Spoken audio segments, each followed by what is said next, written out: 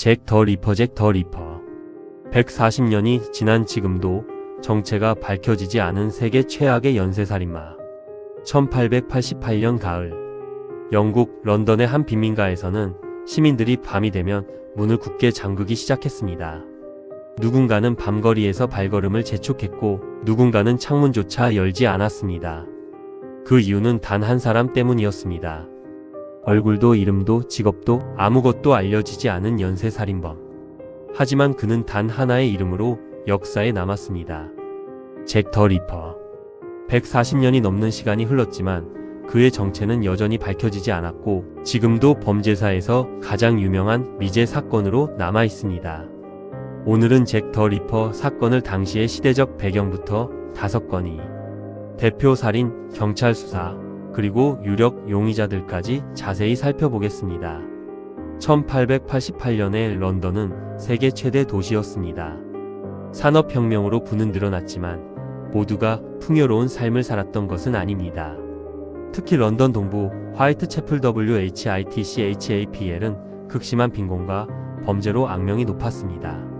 좁은 골목에는 술집과 여인숙이 빼곡했고 하루 벌어 하루 먹고 사는 노동자들이 모여 살았습니다. 실업자와 노숙인이 넘쳐났고 매춘은 생계를 위한 마지막 선택이 되는 경우가 많았습니다. 가스등 몇 개가 희미하게 거리를 비추는 밤이면 경찰조차 혼자 순찰하기를 꺼렸습니다. 이런 혼란 속에서 한 살인마가 등장합니다. 1888년 8월 31일 새벽, 43세의 메리앤 니컬즈가 화이트채플의 한 거리에서 숨진 채 발견됩니다. 처음 시신을 발견한 사람은 마차 운전사였습니다. 멀리서는 술에 취해 쓰러진 사람처럼 보였습니다.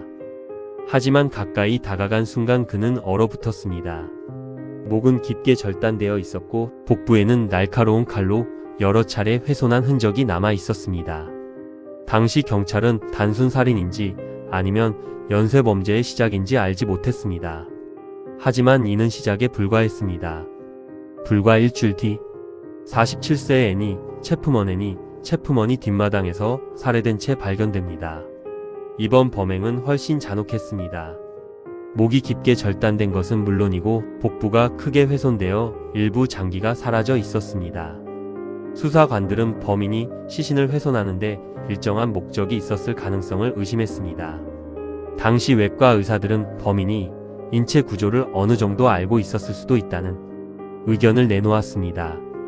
이 때문에 의사, 정육업자, 도축업 종사자 등이 용의선상에 오르기 시작했습니다. 그러나 명확한 증거는 없었습니다. 사건이 전국적인 관심을 받기 시작하자 경찰에는 수백 통의 편지가 도착했습니다. 그중 가장 유명한 것은 1888년 9월 말 언론사와 경찰에 전달된 편지였습니다. 편지에는 자신이 범인이라고 주장하는 사람이 이렇게 적었습니다. 다음 희생자의 귀를 잘라 보내겠다. 편지 말미에는 처음으로 이런 서명이 등장했습니다. 유즈 트룰리 잭 더 리퍼. 바로 이 순간부터 세상은 이 정체불명의 살인범을 잭 더 리퍼라고 부르게 됩니다. 하지만 이 편지가 진짜 범인이 보낸 것인지 아니면 장난이나 언론의 조작이었는지는 지금도 논란입니다. 1888년 9월 30일 잭 더 리퍼 사건 가운데 가장 충격적인 밤이 찾아옵니다. 단 하룻밤 사이 2명이 살해된 것입니다.